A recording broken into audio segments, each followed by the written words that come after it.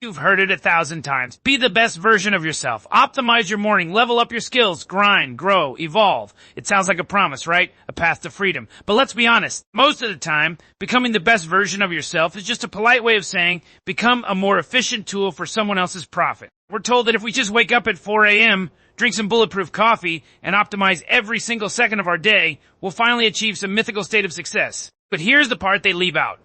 When you optimize your life for productivity, you're not improving yourself. You're just erasing the parts of you that aren't profitable. Think about it. Every hobby that doesn't have a side hustle attached. Every hour spent thinking about nothing. That's the stuff that actually makes you human. And we're treating it like a bug in the system. Now, let's look at the evidence. Look at the rise of burnout. We have more tools to save time than any generation in history, and yet we have less free time than people did in the Industrial Revolution. Why? Because time saved is just time filled. The moment you find a way to do a task in 10 minutes instead of an hour, your boss, your clients, or your own anxiety just fills that extra 50 minutes with more tasks. It's a treadmill, a very shiny, very expensive treadmill, and we're all sprinting on it, convinced that the next app, the next course, or the next morning routine will finally let us step off. And here is where it gets actually depressing. We've started to internalize the corporate gaze. We don't even need a manager to tell us we're falling behind. We have a voice in our head that does it for free, 24/7.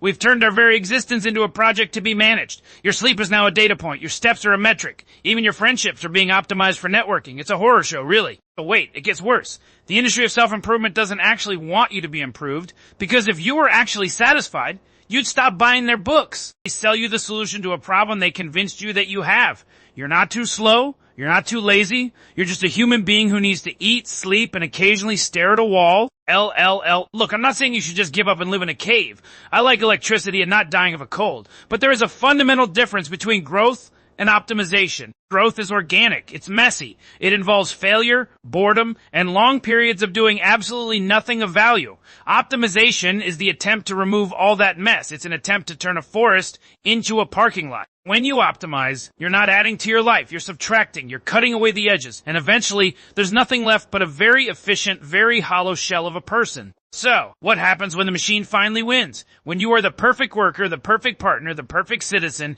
and you've optimized every single flaw out of your personality. You realize that the flaws were the only parts of you that were actually real. The anxiety, the weird obsessions, the inability to focus on a spreadsheet for more than 10 minutes, that was the actual you. And now you've traded those things for a slightly better productivity score and a feeling of vague, lingering emptiness that no amount of mindfulness apps can fix.